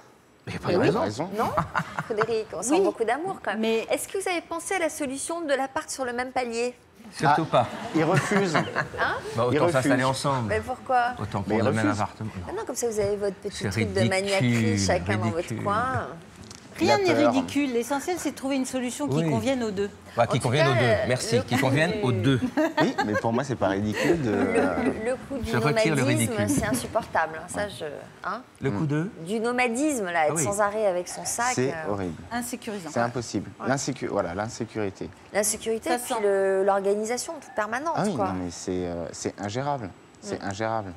Déjà, on va travailler. Le matin, on va travailler. Le soir, on fait... Alors, 5h30, je termine. Qu'est-ce que je fais? Je fais les boutiques, je fais pas les boutiques, je fais mon sac, je prends pas mon sac, je suis obligée de rester pour éventuellement le voir. Non, Et pourquoi vous êtes venus en fait aujourd'hui tous les deux? Moi, je suis venu très égoïstement pour essayer d'apporter des solutions aux autres. Ouais, c'est ça. C'est-à-dire que vous êtes sûr d'avoir trouvé la solution, tout va bien, j'ai juste travaillé sans moi. Une des éventuelles solutions. Et lui, il va pas bien. Donc, oui, mais c'est pas moi de m'occuper de son problème qui va pas bien. C'est pas à vous, mais c'est à lui vous de le êtes prendre en charge, non? Il y a une dépendance entre vous. Et là, vous êtes plus fort parce que du coup, lui est en fragilité et c'est vous qui tirez un peu les ficelles, qui dites non, moi c'est quand je veux, moi tout va bien. Donc il y a quelque chose qui est déséquilibré, qui ne va pas là dans la relation. Et c'est dans ce sens-là où oui, vous avez travaillé sur vous, c'est super et ça va aider votre relation, mais il faut régler le problème qu'il y a entre vous. Donc c'est pas, vous n'êtes pas là pour le soigner, ok, mais pour régler votre problème de couple. Et vous seriez plus pour eux un appartement ensemble encore? Vivre ensemble, mais peut-être ni chez l'un ni chez l'autre, trouver un appartement ensemble? Je ne suis pas sûre que l'appartement ensemble, vu l'état de leur relation, serait la panacée. Non, du tout. Parce que ça peut être... Il faut faire un travail pour comprendre, accepter les différences. Si visiblement vous avez des modes de vie différents, vous êtes plus maniaque, donc il faut apprendre à se respecter. Si la vie est un enfer, on ne va pas se l'imposer. Mais par contre, si c'est le choix d'appartements séparés, il faut encore une fois trouver des solutions qui sécurisent les deux. Et là, actuellement, Benoît n'est pas sécurisé et vous ne pouvez pas vous satisfaire de ça tous les deux. On a du mal à comprendre ce que vous dites, Frédéric. On se dit quand même qu'une relation d'amour, c'est forcément une relation de dépendance affective. Ah, mais la dépendance, ok, mais il ne faut pas que ça mette en fragilité. Bien sûr, on est dépendant parce qu'on a besoin de l'autre, parce qu'on a des besoins relationnels qu'on va nourrir avec l'autre. Mais la souffrance, là, vient de l'insécurité qui est générée par le mode de vie adopté. Benoît est insécure, là. Avant, c'était Jean-Marc, là, aujourd'hui, c'est Benoît. Donc, il y a un problème. On va finir par y arriver. Hein. Vous ne devriez pas être insécure. Alors, donc, une insécurité qui n'est pas forcément fondée sur leur mode de vie, qui est fondée dans le type de relation qu'instaure Jean-Marc. Absolument. Donc c'est là-dessus qu'il faut travailler. C'est une histoire d'habiter chacun séparément. Exactement. Mais c'est ce que je voulais dire. Le fait que vous laissiez une incertitude, par exemple sur les week-ends, que vous deviez exiger, alors que c'est ça qu'il faut. Parce que pour l'instant, c'est une relation qui est encore dans un mode de pouvoir et pas d'égalité. Donc il y a encore du chemin à faire. Il manque un peu de maturité alors. Tu peux. Comme la relation. Mais on est tous là pour travailler. De toute façon, voilà, tant qu'on est vivant, on avance. Quand on veut vivre ensemble et qu'on veut vivre longtemps ensemble, je pense que c'est un travail au quotidien. Hein, absolument. Vous leur conseillez d'aller voir un thérapeute de couple. Oui, vraiment. Très clairement. Vous en parliez la dernière fois. Oui, tout à l'heure. La première séparation, je voulais qu'on le fasse. Mais je trouve que c'est une bonne idée. Et vous seriez d'accord, Benoît? Oui. Bon, voilà. On en a parlé ça, en plus. c'est fait. On en a parlé c'est une très bonne idée. On en avait parlé début février. Et on viendrait nous en parler. Hein. J'espère que vous allez trouver une solution. Ouais. Alors, revenons à ce petit séminaire d'essence qui nous a beaucoup interpellés tout à l'heure. Hein. Après 25 années, votre couple succombait lentement à la routine quand vous êtes tombé sur un article dans un journal sur les bienfaits d'un séminaire. Oui. Alors, racontez-nous, on est impatients. Qu'est-ce que vous avez fait pendant ce séminaire? Déjà, en fait, au départ, on était un peu... on avait envie d'y aller, mais on était un peu réticents. On se disait, mais sur quoi va-t-on tomber? Qu'est-ce que ce sera? Ça veut dire qu'avant d'y aller, vous avez quand même beaucoup dialogué tous les deux. Ah oui. Hein? On est allé voir sur Internet un petit peu qui étaient les organisateurs, qu'est-ce qu'ils faisaient. Donc déjà, le fait de renouer ce dialogue, de parler de ça, est-ce que ça a réactivé, ravivé un peu votre libido? Oui, évidemment.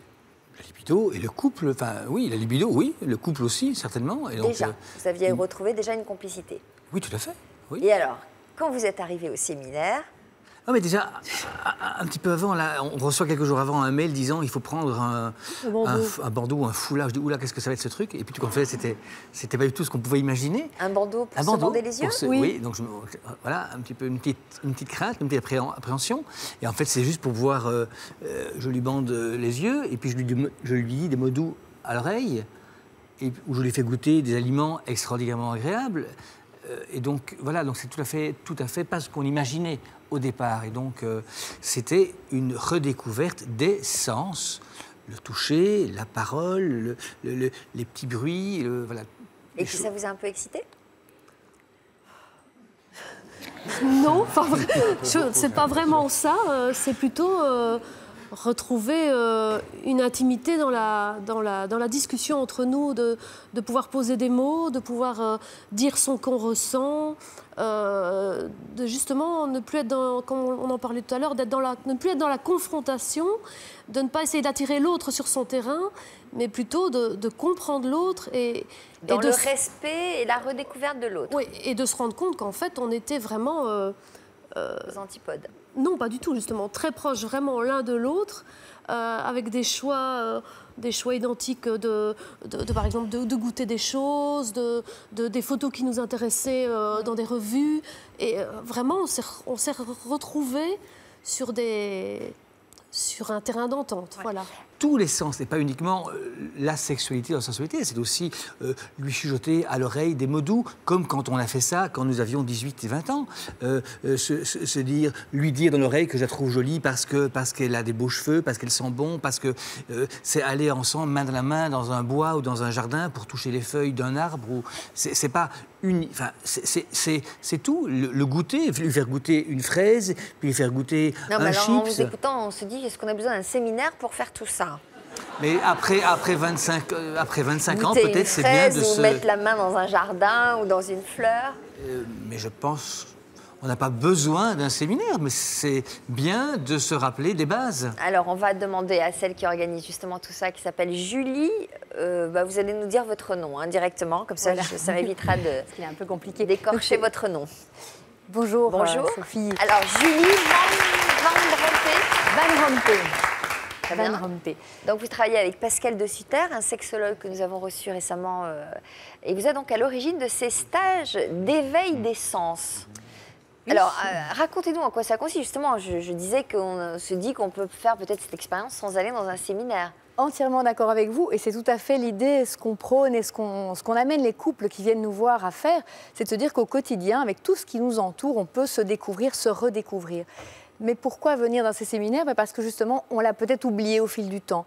Et que pris par la routine, les enfants, le boulot, le stress, le temps, le couple qui au début était le centre d'intérêt, se voir, c'était évidemment la clé de notre soirée, de notre moment, mais au bout de 3 ans, 5 ans, 10 ans, 15 ans, c'est plus le centre, c'est de la logistique, comme on le disait. C'est tout le reste qui vient d'abord. Et dans ces week-ends, c'est une bulle. Donc on ouvre une bulle et pendant 2 jours, les couples se retrouvent. Et on leur propose des exercices. Alors ça va sur des petites choses, effectivement, goûter. On va dire, bah oui, se faire goûter une fraise, voilà, ça n'a rien de magique ou d'extraordinaire. Il y a des choses qui sont plus subtiles. On construit un fantasme, par exemple, à 2. Donc on leur suggère des images, comme Bernard disait. Et ensemble, ils vont aller chercher les choses qui leur permettent à eux d'imaginer des choses qu'ils feront pas, dont ils discuteront en tout cas. Et ça, on se rend compte qu'au quotidien, ce n'est pas des discussions que les couples ont, les fantasmes communs, les touchés qui plaisent à l'un, à l'autre. Donc voilà un petit peu tout ça. Bernard, alors, qu'est-ce qui a changé dans votre couple aujourd'hui? On se prête mutuellement une beaucoup plus grande attention. On est redevenu plus dans la séduction que nous avions il y a quelques années. On est plus à l'écoute l'un de l'autre. Voilà, et on a une hâte de se retrouver le soir. J'essaye de prendre des pauses, moi, dans mon boulot. J'essaye de mettre un frein parfois à mon envie de bosser beaucoup pour retrouver ma femme avec plaisir. Est-ce que ça veut dire que vous faites des choses que vous ne faisiez pas avant? Du dialogue ouais. qu'on ne faisait plus avant, oui. On s'est recréé des petites bulles et des grandes bulles entre nous. C'est parfois des petites bulles, c'est quelques minutes, expliquer ce qu'on a fait dans la journée, mais vraiment en lâchant tout le reste et en prenant le temps pour l'autre, et écouter ce qui ne va pas, ce qui va, vraiment prendre le temps. Et alors des plus grandes bulles, se faire un petit week-end, aller au resto, voilà, ouais, vraiment. Frédéric, un regard? Un regard très positif dans le sens où ils se sont redécouverts. Et c'est souvent le problème des couples qui viennent me voir aussi, c'est qu'ils ne s'écoutent plus, ils ne se parlent plus, ils ne se regardent plus, ils n'ont plus envie de se séduire, ils n'ont plus d'attention l'un envers l'autre. Et c'est ce que vous exprimiez, Bernard, c'est retrouver le goût de faire plaisir à l'autre. Et puis d'avoir des moments où on se parle, mais on ne se parle pas de factuel, on se parle de la relation, de ses envies, de ses besoins. Effectivement, retrouver du dialogue, mais aussi de l'attention à l'autre. Et retrouver ce goût de faire plaisir à l'autre. Et souvent, moi, ce que je fais travailler au couple, c'est apprendre à donner des feedbacks positifs. On est très fort pour critiquer, on est très fort pour pointer ce qui ne va pas chez l'autre, mais beaucoup de gens ont beaucoup de mal à dire « j'aime ça chez toi, ça m'a fait plaisir quand tu as fait ça ». Et tout ça, ce sont des choses qui nourrissent positivement la relation, puisque si je suis reconnue dans ce que j'ai fait pour l'autre, ça me donne plus envie de le prolonger, de l'instaurer régulièrement. Donc la relation, elle se nourrit au quotidien. Et ne plus être dans le jugement, parce qu'on était vraiment arrivé à un point où on se jugeait mutuellement au quotidien, on voyait tout ce qui n'allait pas, notamment par rapport à l'éducation des enfants, et on n'arrivait plus à avoir un terrain d'entente, en fait.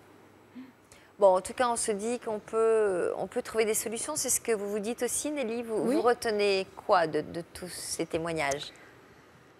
Déjà, je retiens qu'il y a besoin de maturité, en fait, de maturité sentimentale quelque part, mais dans tous les couples. Je suis contente de voir qu'il n'y a pas que moi qui galère comme ça. Et puis de voir, justement, que des fois, il y a des solutions qui fonctionnent et que ça peut être n'importe quoi, puisque même les personnes du libertinage, c'est pas quelque chose, moi, personnellement, qui me tenterait, mais voilà, ça ouvre des horizons larges. Ça, c'est sûr. Frédéric, vous diriez quoi à Nelly? Je pense qu'elle a compris le message, puisqu'elle dit gagner en maturité.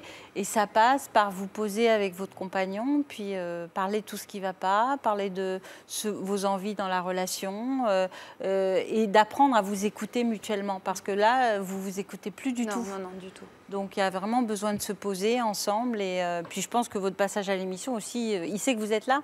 Oui, il le sait. Ça va déclencher aussi... Il y a quand même des gens qui peuvent évoluer différemment, qui ne vont pas réussir à se retrouver. Absolument, mais qui ne réussiront pas parce qu'ils n'arriveront pas à sortir de cette lutte de pouvoir. Il faudra toujours qu'il y en ait un qui ait raison et qu'on juge que l'autre a tort. Mais tant qu'on est dans cette logique de raison-tort, c'est mort. Pour le couple, c'est quelque chose qui ne fonctionne pas. On espère vous accueillir bientôt sur le plateau de l'Histoire continue. Merci Frédéric, merci à Sophie. tous d'avoir participé. On va maintenant ouvrir le second volet de notre émission. Dans l'Histoire continue, nous recevons chaque jour ceux dont les témoignages émouvants ont marqué les esprits. C'est le cas de nos invités d'aujourd'hui qui cherchaient toutes les deux à démarrer une nouvelle vie. Chantal nous avait confié ses difficultés à profiter de la retraite. Quant à Delphine, elle espérait prendre un nouveau départ après les violences conjugales dont elle avait été victime. Bonjour à toutes les deux. Merci d'être parmi nous aujourd'hui. Je vais commencer avec vous, Chantal. Je vous avais reçu le 10 janvier dernier. Vous étiez venue nous confier vos difficultés à profiter de votre statut de jeune retraitée. Quel genre de femme active étiez-vous par le passé? J'étais déjà dynamique. Puis, vous travailliez où? Je travaillais dans les transports en commun. Où? À Paris, dans le métro, pendant 20 ans. Donc vous étiez conductrice de métro? Non, je vendais des tickets, je faisais du contrôle et je faisais de l'information. Donc, à quel moment vous avez commencé à penser à la retraite? On a commencé à penser à la retraite avec mon mari quand le gouvernement a dit qu'il allait s'attaquer aux régimes spéciaux et au régime général. Donc là, ça a tiqué et donc on a pris rendez-vous avec le service retraite pour savoir à quel moment on pouvait partir. Et on nous a dit qu'on pouvait partir au 1er janvier 2008. Ce que vous avez fait? Voilà, c'est ce qu'on a fait. Donc vous avez décidé de partir, vous installer en Bretagne. Oui. Et comment avez-vous vécu le changement de rythme? Très mal. J'ai commencé à avoir des crises de panique, des crises d'angoisse. J'étais obligée de prendre des médicaments parce que ça n'allait pas du tout. J'ai passé 8 électrocardiogrammes parce que j'avais un sentiment que j'allais mourir puisque j'avais la cage thoracique qui était compressée. Et je laissais un fils en région parisienne tout seul. Donc j'arrivais dans une région où je connaissais personne, dans la commune où je connaissais personne. Avec mon mari, on est venu s'installer là, depuis 6 ans. Alors, les années passées, et pourtant vous ne parveniez pas à profiter de votre nouvelle vie. Comment avez-vous trouvé la force de vous reconstruire? La réponse tout de suite en images.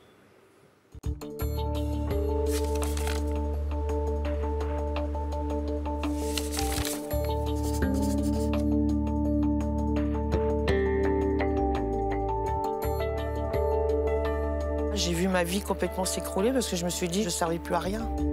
Un sentiment d'inutilité qui, lors de son départ à la retraite, avait déclenché chez Chantal de violentes crises d'angoisse. Le soir, en m'endormant, sur le coup de minuit, 1h du matin, j'ai eu des spasmes. J'avais l'impression que le cœur s'était arrêté. Une crise de panique, des tremblements, des claquages de dents, comme si j'avais froid. Et je ne pouvais plus parler, donc on a été obligé d'appeler les pompiers. Les pompiers sont venus et m'ont transporté à l'hôpital. Pour prendre un nouveau départ, Chantal avait déménagé en Bretagne. Mais la jeune retraitée n'avait pas supporté ce bouleversement supplémentaire. Quand on est arrivé en janvier, il y avait de la neige, il pleuvait, il faisait nuit, c'était l'hiver. Moi, j'ai eu du mal à m'intégrer dans la commune. Et puis, donc, comme vous le redoutiez, vous avez perdu les pédales. J'ai eu un trop plus et puis j'ai pété un câble. Je suis partie de chez moi, en courant, à travers champs. Et je me suis retrouvée dans le champ du voisin. Yvonne Poncé-Bonissol, notre psychologue, avait tenté de cerner les raisons de sa dépression. Vous vous êtes sans doute toute votre vie surinvestie par rapport à autrui, vous vous êtes un peu oublié. Mais parce que vous n'avez pas encore trouvé le projet qui correspond à vos propres valeurs. Le jour où vous aurez trouvé le projet qui vous convient, eh bien les choses seront très claires et tout va s'apaiser. Pour moi, la retraite, ça veut dire que on est presque pas en fin de vie, mais bon, moi j'ai du mal à trouver ma place.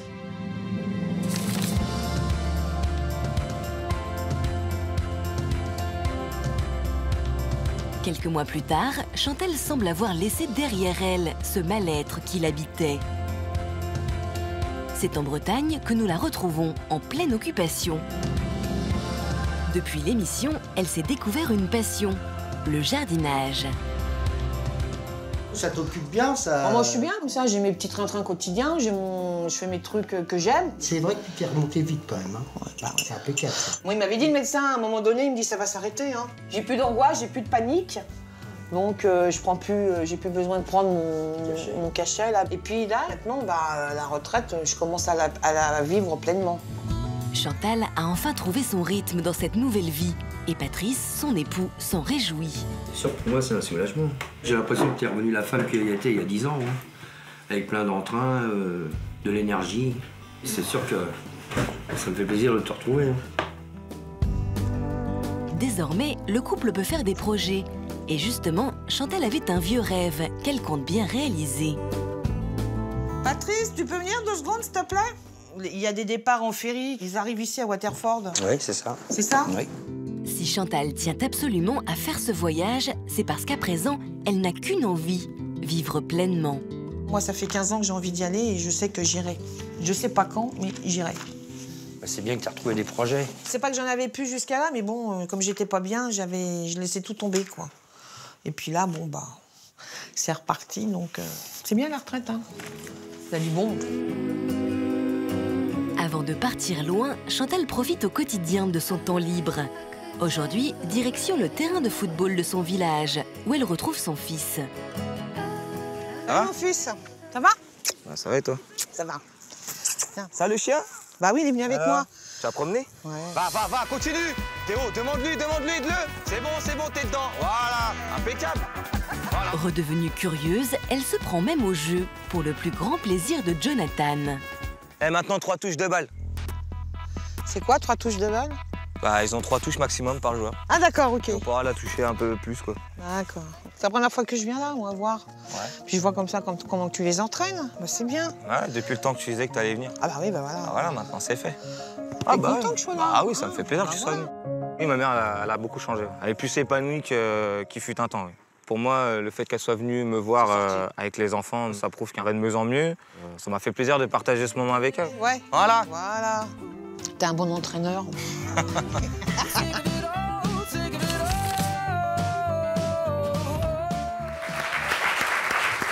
votre mari, Patrice, nous a rejoints. Bonjour, merci d'être là. Est-ce que vous avez la sensation d'avoir retrouvé celle que vous connaissiez? Bah oui, nettement mieux. Elle repeint les meubles du salon. Ah, ça c'est bon signe? Bah oui. De reprendre les meubles du salon. Alors, si je comprends bien, votre fils vous a rejoint en Bretagne aussi, donc ça aussi, ça a dû vous aider à aller mieux? Oui, tout à fait. Oui. Parce qu'il était à Paris tout seul et nous, en Bretagne, ça fait 600 km. Donc j'avais des nouvelles de temps en temps, mais pas tout le temps, comme il était dans la police. Donc il a arrêté, donc il est venu nous rejoindre en Bretagne. Donc il a son petit appartement, il est à 200 mètres de chez nous. Et il a trouvé un boulot facilement? Non, il n'en a pas. Ah oui, il cherche. C'est difficile dans la région, donc voilà. De quoi vous avez pris conscience après votre passage sur notre plateau? Ce qu'avait dit la psychologue Yvonne, donc de penser à moi maintenant et pas aux autres. Donc j'ai pris sur moi, j'ai fait ce qu'elle m'a dit. Et puis j'ai mon fils qui était chez nous, qui est parti, vivre aussi dans un appartement. Donc ça, à mon avis, ça a donné le déclencheur, quoi. Parce que j'étais toujours sur lui. C'est ça qui vous empêchait d'être épanouie? Oui. Parce que il compte, mais j'ai mes 3 enfants, mais j'en ai 2 qui comptent sur moi tout le temps. Maman, elle est là. C'est à cause de vous, certainement, non? C'est vous qui avez tout fait pour ça? Je suis très maman. Ouais. Donc là, vous avez repris un peu d'autonomie, vous, en vous disant, je vais penser à moi. Voilà, et je m'occupe, je vais faire des balades, je prends ma voiture, je m'en vais, je repeins mes meubles de salon, je continue mon activité que j'avais avant de généalogie. Enfin, voilà, je suis très bien. Et le jardinage? Et le jardinage, voilà. C'est important, le jardinage. Ouais. C'est une détente, hein, on s'aère le cerveau, on ne pense plus à rien. Et quand il fait beau, oui, c'est... Donc finalement, vous vous adaptez très bien à votre vie de retraité. Voilà. Et à votre vie bretonne. J'ai plus de comment dire, de crise d'angoisse, de panique. Je prends plus mon médicament. Je suis très bien. Et ce voyage en Irlande, alors, il est prévu pour quand? Peut-être dans 2 ans, 3 ans, on ne sait pas. Mais c'est vrai que c'est un projet qui me tient à cœur. Ça fait au moins 15 ou 20 ans que j'ai envie. J'ai envie d'y aller. Donc on ira certainement tous les deux. Pourquoi vous avez tenu à être à nouveau parmi nous aujourd'hui? Il y avait le avant, maintenant il y a le après. Et je voulais dire que la retraite, c'est vrai que moi j'ai eu la chance de l'avoir à 52 ans. Donc il faut en profiter pleinement. Et c'est vrai que dans certaines sociétés, il faudrait qu'on puisse pallier à cette envie de les gens partir, mais partiellement. Moi, j'ai pas pu. Je suis partie directement. J'ai arrêté de travailler et je suis partie directement. Vous auriez aimé préparer un peu plus votre départ? Tout à fait, voilà. Prendre l'habitude d'être moins active, moins occupée. Tandis que là, jusqu'au dernier moment, j'étais active et du jour au lendemain, tout s'est arrêté. C'est jeune, 52 ans. Donc aujourd'hui, vous vous sentez bien? Oui, très bien. Eh bien, on s'en réjouit. Donc vous avez bien fait de venir. Cette émission a été un déclencheur. Oui, tout à fait. Très bien. Bravo, en tout cas. Merci. Il est temps à présent de revenir sur l'histoire de Delphine. Je vous avais reçu en 2010 dans une émission intitulée « La violence est entrée dans leur couple » et vous nous aviez livré un témoignage particulièrement poignant. Est-ce que vous pouvez nous rappeler dans quelles circonstances vous aviez été confrontée à la violence conjugale? J'ai subi pendant plus de 6 ans les violences de mon ex-mari. Donc voilà. Vous aviez rencontré celui qui allait devenir votre mari en 2002. Comment votre relation avait-elle débuté à tous les deux? Au départ, très bien. C'était suite à un mariage. On s'est rencontrés lors d'un mariage d'amis en commun. Donc la mariée, c'était mon amie. Le marié était un de ses collègues de travail. Donc ça s'est bien passé au départ, mais les violences ont commencé assez rapidement. Donc ça a commencé par une claque, et puis après, ça a été crescendo.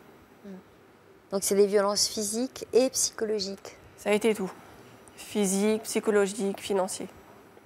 Vous êtes allé jusqu'à démissionner de votre travail? Tout à fait. Pour répondre à une pression? Tout à fait. Parce que, étant donné que je suis coiffeuse, le travail, c'est du mardi au samedi. Donc, il m'a forcée à démissionner pour que je sois le week-end avec lui. Et puis, donc, chose que j'ai acceptée pour lui faire plaisir. Mais bon, après, ça a été d'autres violences et d'autres critiques, d'autres... voilà. C'est-à-dire qu'on dit souvent que soit on part dès la première claque, mais qu'à partir du moment où on commence à rester, on est pris dans un engrenage. C'est un peu ce que vous avez ressenti? Tout à fait. Donc après des années de souffrance, vous étiez finalement parvenu à briser le silence. Dans quelles circonstances aviez-vous trouvé le courage de parler? Le courage de parler, je l'ai trouvé suite à la réunion de famille pour le mariage de ma sœur. C'est qu'en fait, lors de cette cérémonie, je suis arrivée au mariage de ma sœur avec une ecchymose. Donc, c'est sûr que ça n'a pas été évident de le cacher. C'est des moments que vous revivez avec toujours autant d'émotions et de douleurs? Moins maintenant, parce que bon, j'en parle et les choses de la vie font que ça va beaucoup mieux. Mais c'est vrai que le fait d'en reparler un petit peu, ça fait remonter un peu les larmes. Ouais. Mais c'est vrai que ça a été... Ils ont compris que ce jour-là ou ils le savaient? Ils le savaient un petit peu. Bon, c'est vrai qu'il y a eu beaucoup de doutes sur certaines choses. C'est vrai que le premier bras cassé, les premières claques, les premières ecchymoses ont commencé à... Voilà, le doute s'est installé. Bon, après, ça a été un peu plus fort, donc j'ai eu un premier bras cassé, le deuxième bras cassé, avec 6 mois d'intervalle. Et ça a été après le dernier où j'ai été fracturée, où là, j'étais enceinte de mon fils, où là, ça a été, voilà, le doute n'était plus là. Donc, quand ils vous ont vu arriver avec cette ecchymose au mariage de votre sœur, ils vous ont dit « tu ne peux plus rester comme ça » Non. Puis bon... Il n'y avait pas que les ecchymoses, c'était aussi l'état général. J'étais J'étais un zombie, j'étais squelettique. Je faisais 10 kilos de moins qu'aujourd'hui. Donc, qui vous ont aidé à porter plainte? Donc ma mère, ma soeur m'a aidé à porter plainte. Et puis bon, après, la procédure s'est enchaînée. Seule, vous ne l'auriez jamais fait? Quelque part, j'étais presque... C'était pas une vie pour moi ni pour mes enfants.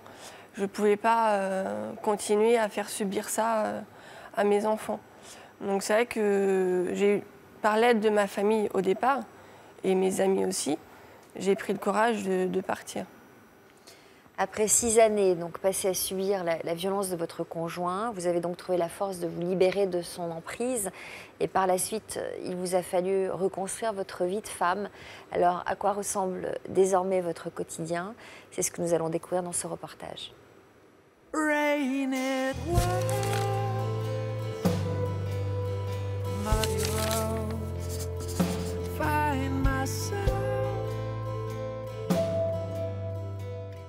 C'est allé crescendo, ça a été des claques, après des coups de poing, des coups de pied, et j'ai quand même eu 3 fractures au bras. Pendant 6 ans, Delphine avait subi les coups de son mari. Pourtant, rien ne laissait présager cette descente aux enfers. Il a commencé à me mettre dans un cocon, sans que je m'en aperçoive. Donc m'écarter de mes amis, m'écarter de ma famille. Il m'a fait même démissionner de mon travail. Vous avez accepté? J'ai accepté. En fait, par rapport au regard, on sent qu'on va s'en prendre une. Il me frappait avec une batte de baseball, avec un martinet, à coups de ceinturon. Brisée au point de croire qu'elle méritait ses coups, il avait fallu que son entourage se mobilise pour que Delphine puisse échapper à l'emprise de son conjoint. Le petit, dans la nuit, s'est mis à pleurer. Mon mari s'est levé. Il m'a dit « T'es incapable de t'en occuper ». Donc il m'a mis un coup de poing. Et de là, je me suis présentée au mariage de ma sœur avec un cocard. Et ça a fait peur à beaucoup de monde. Ils me voyaient dépérir, triste. Alors qu'auparavant, j'étais quelqu'un qui rigolait, qui parlait de tout. Vous en êtes où aujourd'hui? Aujourd'hui, en fait, je suis partie du domicile et je suis en procédure. Maintenant, je me dis que au final, c'est pas moi qui suis malade, c'est lui.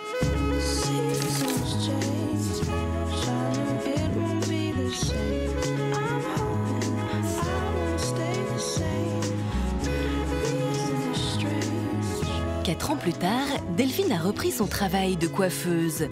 Et elle profite de son jour de congé pour mettre ses talents au service de son amie Océane. Alors qu'est-ce que tu veux que je te fasse de beau aujourd'hui? Ce que je veux, c'est ça? Ouais. Donc je vais te les boucler un petit peu et je vais te les attacher un peu en pagaille pour que ça soit en fait une cascade de boucles.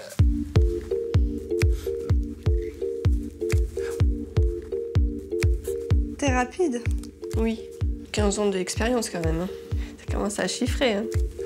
Aujourd'hui, Delphine peut enfin retravailler avec le sourire. Et si elle s'est reconstruite, c'est notamment grâce à son travail. Pour lui, c'était qu'il ne manque rien. Aujourd'hui, je suis fière de moi-même et je m'en suis sortie et j'ai pas eu besoin de lui, quoi. C'est vrai qu'au début, tu me parlais pas. Non, mais maintenant, je me sens bien dans ma vie, je me sens revalorisée. J'aime ce que je fais. Tiens, avec moi dans la salle de bain, je vais te montrer ce que ça donne. C'est trop beau. C'est magnifique. Ouais. Merci. De rien. Delphine a réussi à reprendre confiance en elle. Elle a aussi réussi à faire de nouveau confiance à un homme, Cyril. Bon. Ah.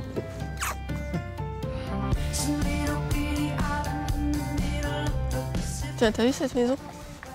Ça, je préfère la nôtre quand même. Hein. Oui, moi c'est pareil, il y a plus grand terrain déjà. Puis une maison de ville, c'est pas trop notre truc. Non. Leur maison à la campagne, le couple vient de l'acheter et y emménagera bientôt. Un cap que Cyril et Delphine sont pressés de franchir après 2 ans et demi de relation. On est très impatients d'être dans la maison. Oui. Faire du bien, on aura de la place. On aura un jardin. Un jardin. Avec une balançoire et un toboggan. Non, pas de balançoire, pas de toboggan. Cette maison, Cyril et Delphine s'y voient déjà. Pour eux, cet achat est particulièrement symbolique. C'est repartir aussi sur une nouvelle vie. Oui. C'est reconstruire des choses de différents sur des nouvelles bases. Un changement de vie.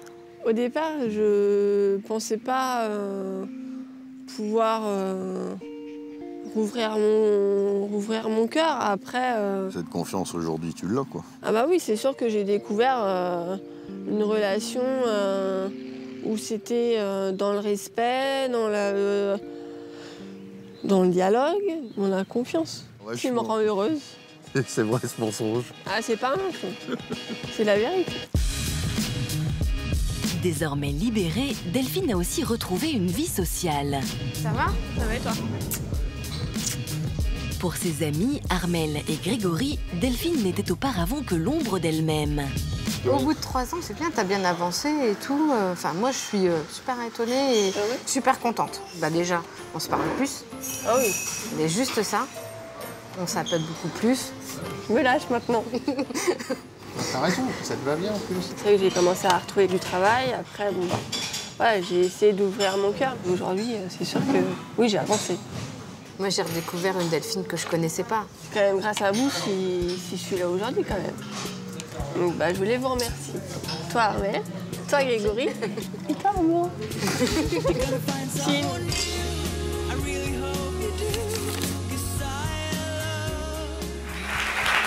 Bon, on s'est réjouis, en tout cas, Delphine, de vous voir comme ça aujourd'hui.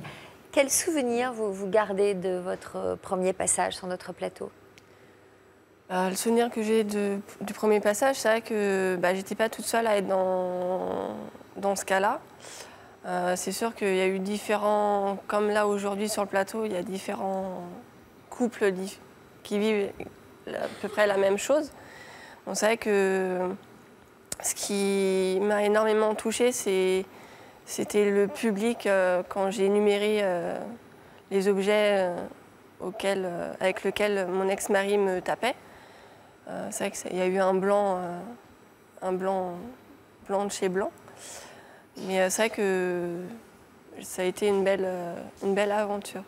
C'est important de rompre l'isolement, de se dire qu'on n'est pas la seule dans cette situation et que là, vous avez pu peut-être décortiquer le processus qui le conduisait à vous taper en écoutant les autres témoignages. Tout à fait. Et c'est vrai que quand je suis venue sur le plateau en octobre 2010, c'est vrai que j'avais commencé déjà un peu à avancer. Je me plaçais vraiment comme la victime et non la coupable. La coupable. Donc c'est vrai que, et au fil des années, c'est vrai que j'ai avancé. Et, vous avez retrouvé une revalorisation. Tout à fait. Ce que je disais dans le reportage, c'est que il avait fini par vous faire perdre complètement confiance. Tout à fait. J'avais plus du tout confiance en moi, même la personne, au niveau de mon travail, c'était complètement... j'étais, comme je disais, j'étais qu'une moins que rien, une incapable. Alors qu'à l'heure d'aujourd'hui, je suis quelqu'un, je suis moi-même. Et voilà, je suis libre de faire ce que je veux sans rendre compte. Si jamais, évidemment je ne vous le souhaite pas et je pense que ça ne se présentera pas, mais si jamais votre nouveau compagnon se permettait de vous menacer ou de lever la main sur vous, qu'est-ce que vous feriez? Je partirais. Immédiatement.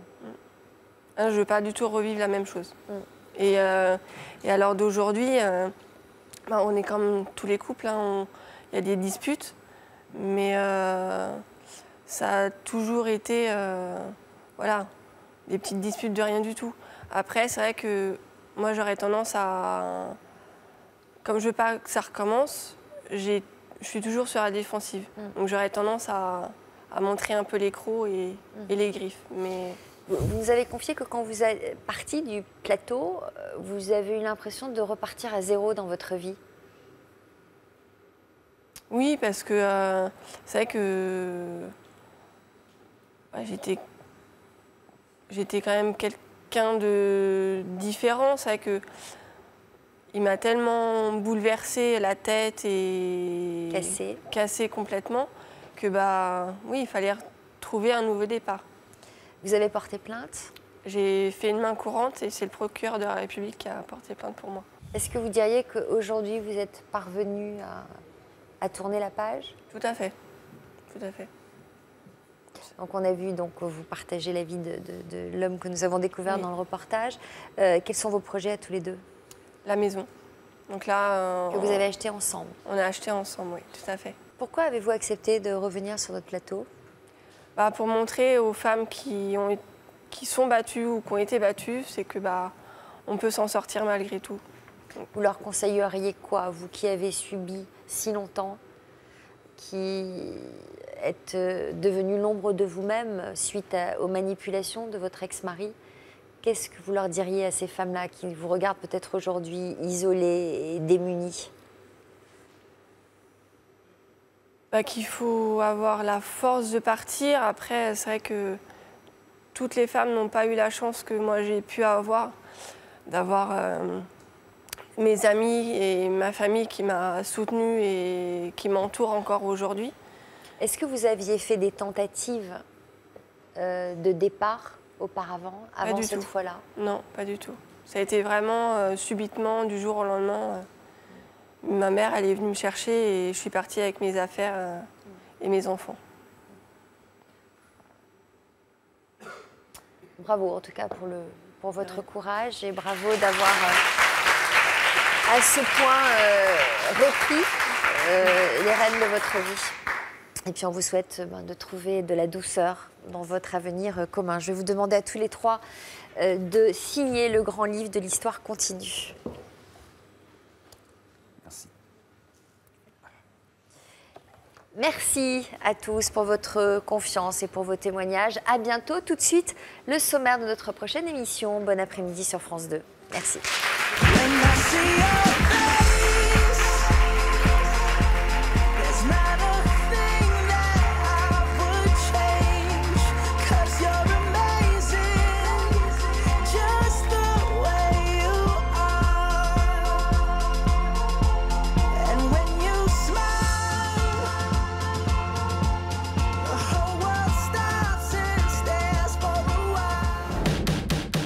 Il y a un an, je pesais 140 kilos. J'étais en obésité morbide.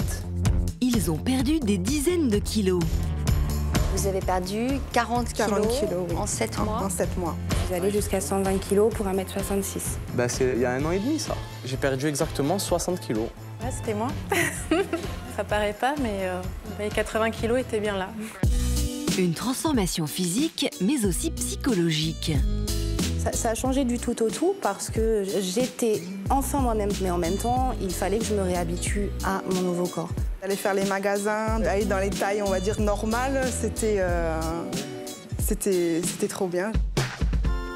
Et depuis, ils ont changé de vie du tout au tout. Il faut souffrir pour être belle. La graisse, ça séduit pas, mais les muscles, ça séduit. On le sent, on le voit au regard des gens. C'était une renaissance, cette perte de poids. C'était une nouvelle vie.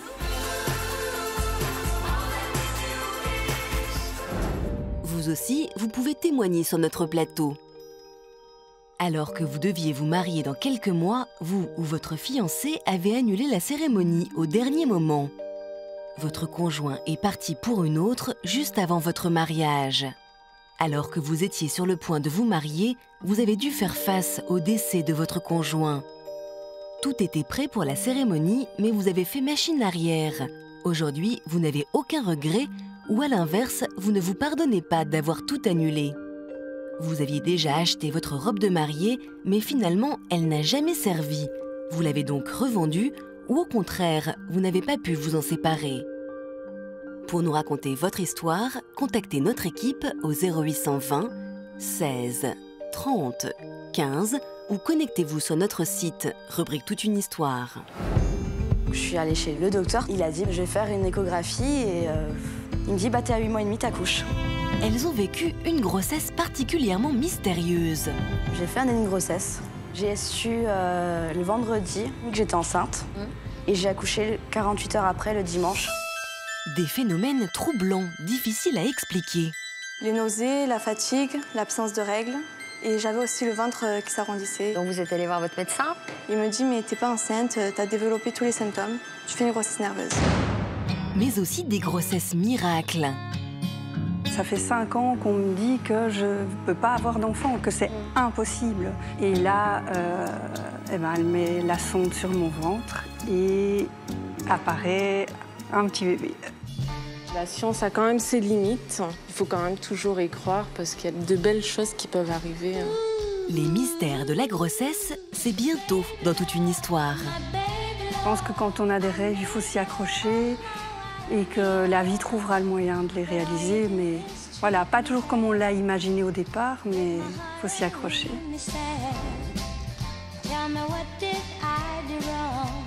To make you stay away so long, 'cause baby love, my